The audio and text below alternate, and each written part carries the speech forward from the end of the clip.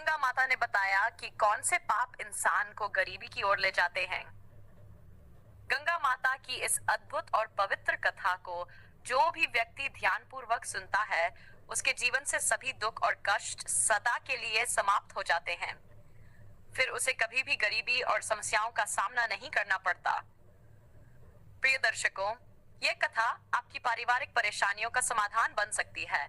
इसे देखने मात्र से आपके परिवार की सारी समस्याएं दूर हो सकती हैं। नमस्कार प्रिय दर्शकों, हर हर महादेव। आज की कथा आरंभ करने से पहले आपसे एक निवेदन है। गरुड़ पुराण में कहा गया है कि जो भी कथा या शिक्षा बीच में छोड़ दी जाती है, वह व्यक्ति के लिए पाप का कारण बनती है। इसलिए कृपया इस कथा को अंत तक अवश्य सुने।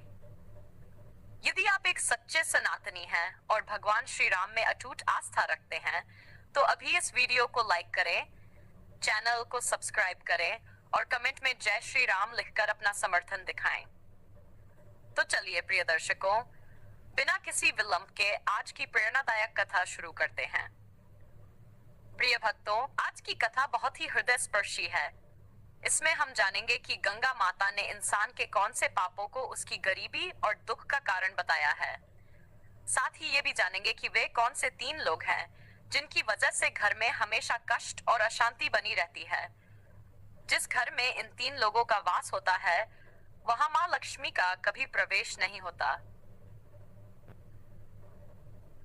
भगवान शिव और माता पार्वती का पृथ्वी लोकागमन एक समय की बात है, जब भगवान शिव और माता पार्वती कैलाश पर्वत पर विराजमान थे। शांत और दिव्य वातावरण में दोनों पृथ्वी लोक के सौंदर्य का आनंद ले रहे थे।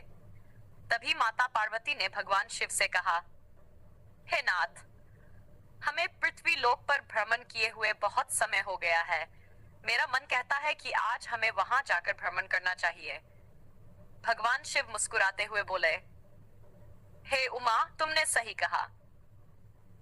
आज हमें पृथ्वी लोक पर जाकर देखना चाहिए कि वहां क्या हो रहा है।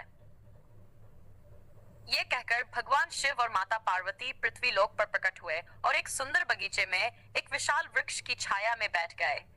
वहां चारों ओर हरी भरी घास फैली हुई थी और कई गायें उस घास को चर रही थीं। तभी उनमें से एक गंगा माता भगवान शिव और माता पार्वती के पास आकर खड़ी हो गई। गंगा माता ने विनम्रता से झुककर कहा, हे देव, आपके दर्शन पाकर मैं धन्य हो गई। मेरे मन में एक प्रश्न है जिसका उत्तर मुझे अब तक किसी भी संत या ज्ञानी से नहीं मिल सका। कृपया मेरे इस प्रश्न का उत्तर दें। भगवान शिव ने गंगा माता से कहा, पूछो गंगा माता, तुम्हारे मन में क्या प्रश्न है। गंगा माता ने कहा, हे प्रभु, इंसान को किन पापों के कारण गरीबी का धोखे की साजिश और जीवन का सबक। एक दिन नगर के प्रतिष्ठित व्यापारी के घर में पुरोहित का आगमन हुआ। व्यापारी ने देखा कि पुरोहित चिंतित थे, तो उन्होंने कारण पूछा। पुरोहित ने गंभीर स्वर में कहा, व्यापारी जी, आपके घर पर बड़ा संकट मंडरा रहा है। यदि समय रहते उपाय नहीं किया गया तो आपका सुखमय जीवन बर्बाद हो जाएगा। आपके बेटों को व्यापार में भारी नुकसान होगा और पूरा परिवार विपत्तियों में घिर जाएगा।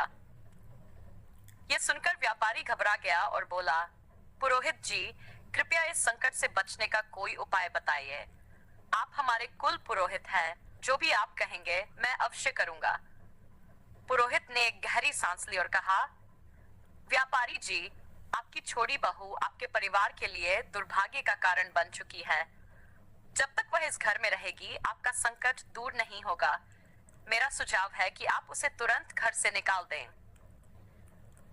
व्यापारी को यह बात अजीब लगी, क्योंकि उसकी छोटी बहू अत्यंत संस्कारी और परिवार का पूरा ख्याल रखने वाली थी। परंतु पुरोहित के बार बार समझाने और डराने पर वह उसकी बातों में आ गया। उसने मन ही मन फैसला कर लिया कि यदि बहू ही परिवार के लिए समस्या है, तो उसे इस कठिन निर्णय को लेना ही होगा। वह दुखी मन से अपनी छोटी बहू के पास गया और बोला, बहू, मुझे बहुत दुख है, लेकिन तुम्हें आज ही इस घर को छोड़ना होगा। तुम्हारे कारण हमारे परिवार पर भारी विपत्ति आने वाली है। बहू स्तब्ध रह गई, लेकिन वह समझ गई कि यह सब दुष्ट पुरोहित की साजिश है। उसने नम्रता से कहा, ठीक है पिताजी, यदि यही आपकी इच्छा है तो मैं चली जाऊंगी। जब व्यापारी के छोटे बेटे को यह पता चला तो वह क्रोधित हो गया और बोला, पिताजी, यदि मेरी पत्नी को इस घर में जगह नहीं मिल सकती तो मैं भी इस घर में नहीं रहूंगा, मैं उसके साथ चला जाऊंगा। बर्बादी और पुनरुत्थान।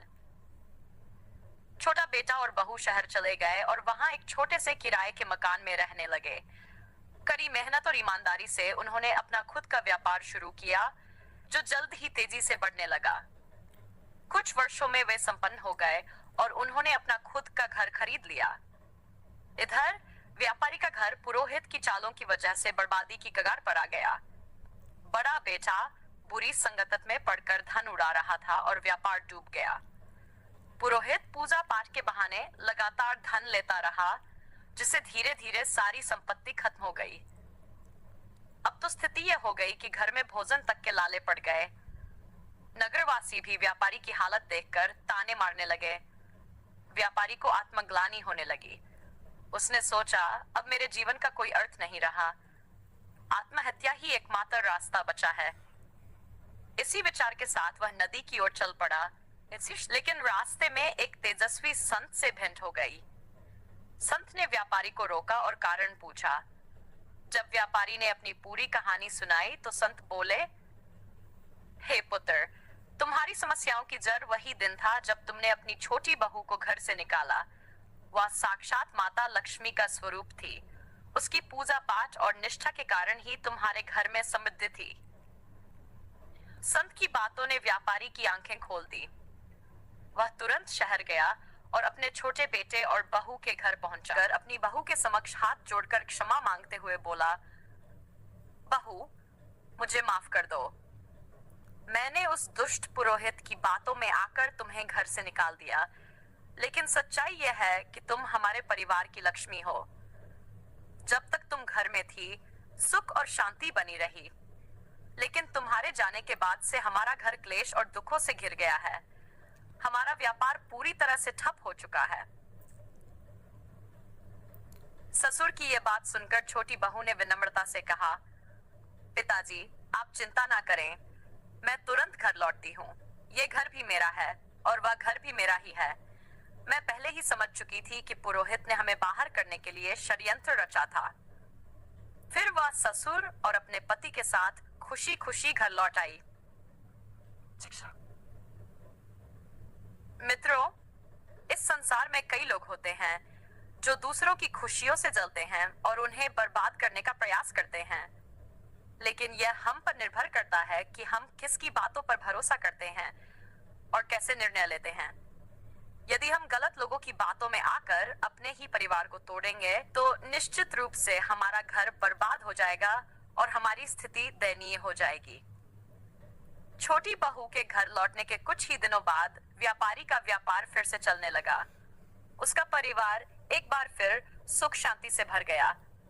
घर में खुशियां लौट आईं और व्यापारी ने समझ लिया कि सही निर्णय ही परिवार की नींव को मजबूत रखते हैं।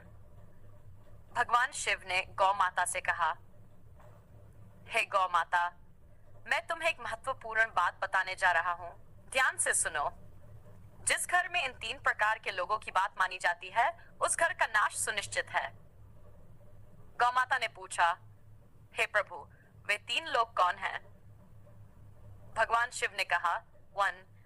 जिस घर में अहंकारी और दूषित स्वभाव वाले व्यक्ति की बात सुनी जाती है, वहां निश्चित रूप से विनाश होता है। जिस घर में लालची, कुटिल और अनैतिक आचरण वाली स्त्री का प्रभाव हो, वहां धन कभी नहीं टिकता और वह घर सदैव दरिद्र रहता है। माता लक्ष्मी ऐसे घर में प्रवेश नहीं करती।